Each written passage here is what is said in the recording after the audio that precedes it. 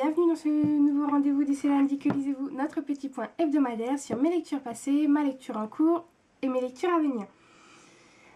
Alors, cette semaine, j'ai lu 5 livres, donc 2 romans et 3 mangas. Alors j'espère que je vais pouvoir vous tourner la vidéo jusqu'au bout parce que je sais que j'ai plus de batterie, donc je vais essayer d'être assez rapide. Alors, le premier, c'est donc Rivage mortel, le tome 2 de La forêt des damnés de Carrie Ryan. Énorme coup de cœur, c'était prévisible. Je crois que je vous en avais déjà parlé la semaine dernière. Sinon, j'en ai parlé sur sur Facebook. Et franchement, Carrie Ryan, elle a tout bon avec moi. Oh, elle est vraiment encore tombée dans le mille. La forêt des damnés était parfait. Rivage mortel continue, il est vraiment génial. J'ai du mal à vous parler de ces livres tellement je suis enthousiaste en fait parce que je pense qu'il faut vraiment les lire pour comprendre. Donc vraiment gros coup de cœur, je vous les conseille. En plus ils sont sortis tous les deux en poche. Donc il n'y a vraiment pas de quoi se priver, jetez-vous dessus.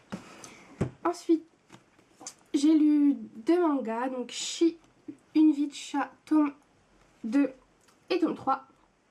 J'ai pas pu lire le tome 1 parce que ma médiathèque l'a perdu, il ne le retrouve pas. D'après eux, il n'est pas en emprunt et il n'est pas dans la médiathèque non plus. Petit problème, donc on verra bien s'il le retrouve. Et bon, vu que c'est plein de petites histoires, ça se lit indépendamment, c'est pas très grave.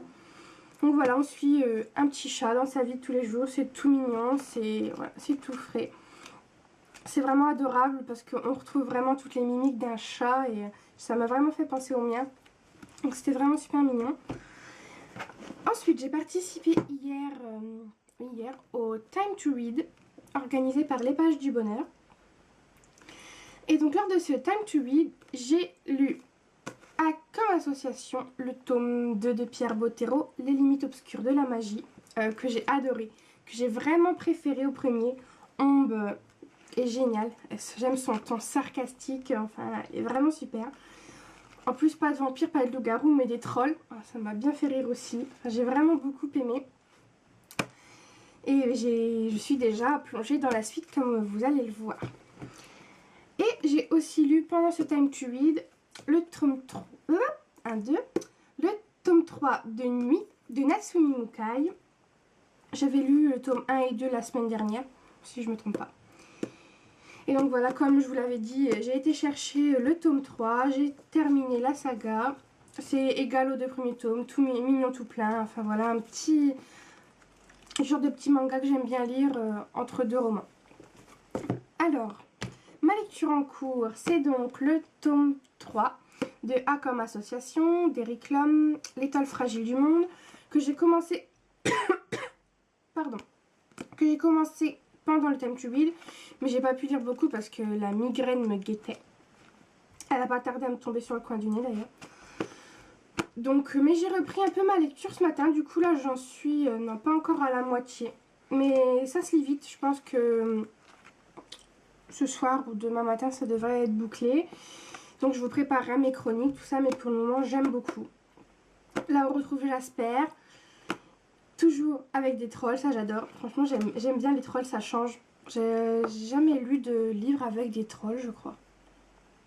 Non, il y avait des bêtes bizarres dans Eragon, les Urgols c'est un peu bizarre, mais c'est pas encore un troll. Enfin voilà, les trolls, ça me fait bien rire.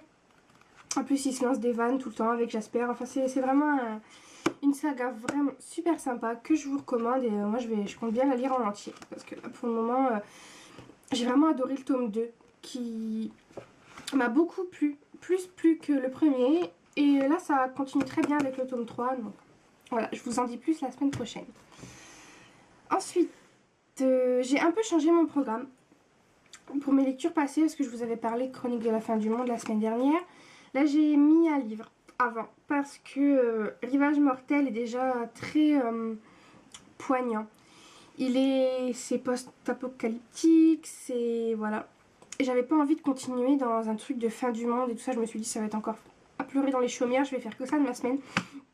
Donc du coup je me suis casée entre Journal d'un vampire, le tome 5 de L.J. Smith et une belle brique. Je le lis aussi parce que j'ai une amie qui me harcèle, littéralement. Perrine, si tu passes par là, je parle de toi. Parce que Voilà, elle l'a lu. Et elle me lâchera pas tant que je l'aurai pas lu de toute façon. Donc je vais le lire, comme ça elle sera contente. Et puis je suis sûre que je vais aimer parce que j'adore la saga Journal d'un vampire.